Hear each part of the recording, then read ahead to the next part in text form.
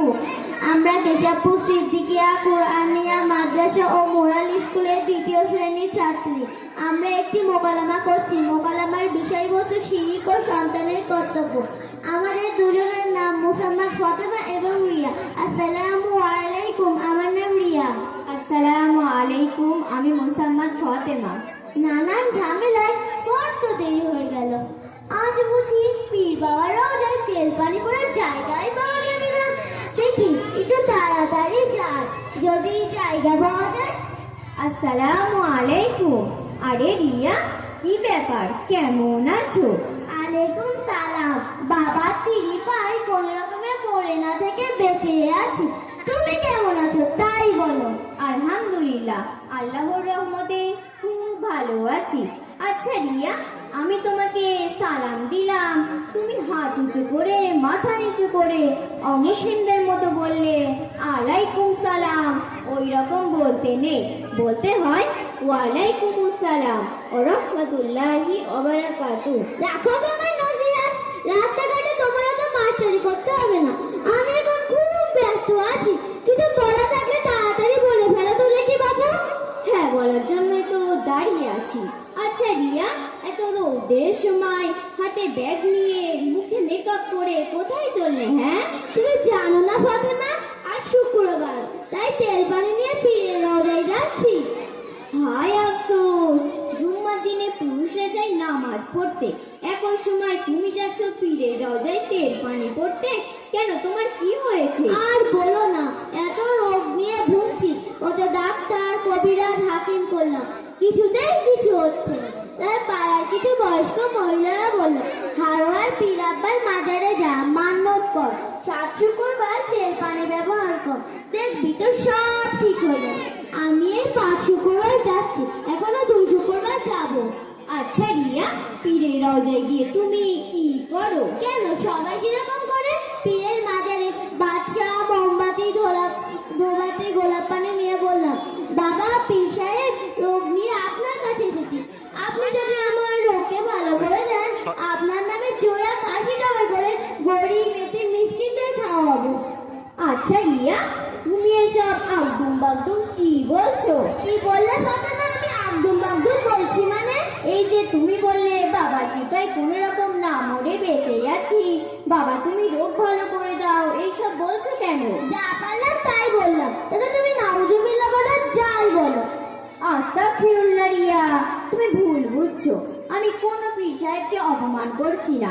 নিঃসন্দেহে পীর সাহেবরা আল্লাহর সমতুল প্রিয় বান্দা। অবশ্যই আমি তাদেরকে যথাযথ সম্মান করি। তার মানে এটা নয় আল্লাহর সমতুল। আল্লাহ ছাড়া কোনো ব্যক্তি বিরলের ক্ষমতা নেই রোগ ভালো করার এবং কোনো সন্তান সন্তানি দেওয়ার।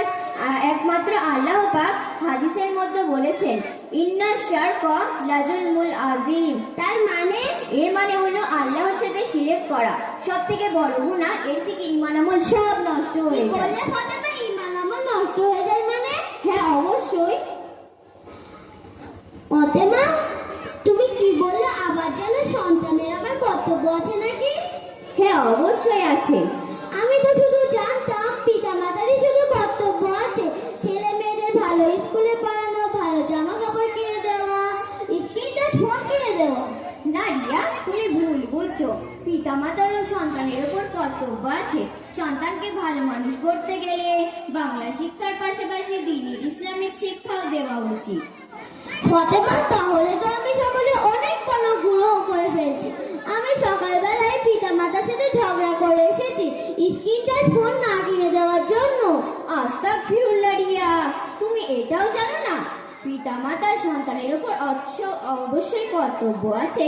সন্তানকে ভালো মানুষ করতে গেলে সর্বপ্রথম পিতা মাতার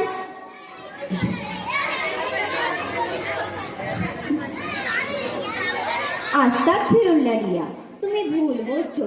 পিতা মাতার সন্তানের ওপর অবশ্য কর্তব্য আছে।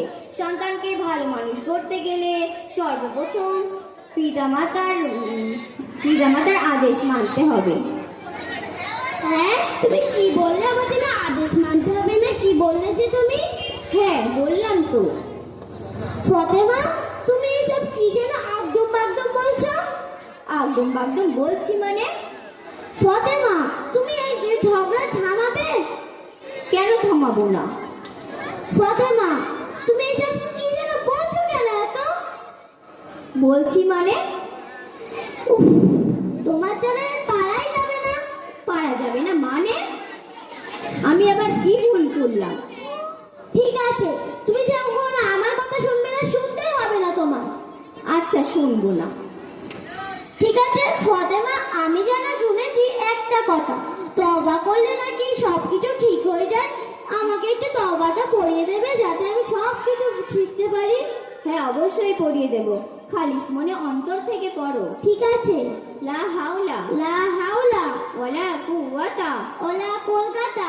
ওটা কলকাতা হবে না, ওটা হবে ওলা কুওয়াতা ওলা কুওয়াতা ইল্লা বিল্লাহিল আলিউল আযীম। ইলির বিলির আলা দিল্লি। আপনারা দেখেছেন ও কিচ্ছু পারে না। দেখো, তোমাকে দেখে সবাই হাসছে। ওটা হবে ইল্লা বিল্লাহিল আলিউল আযীম। ইল্লা বিল্লাহিল আলিউল আযীম।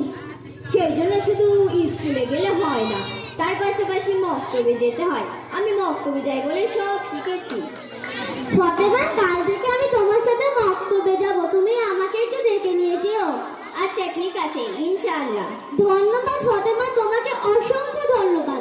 তুমি যে আমাকে এত কিছু শিখিয়ে দিলে, আমি এগুলো কোনোদিনও ভুলতে পারবো না। আর আমি সর্বদা চেষ্টা করব এগুলো মেনে চলার, ইনশাআল্লাহ। আলহামদুলিল্লাহ, আল্লাহ কবুল করুন। আমিন। আমিন। আমরা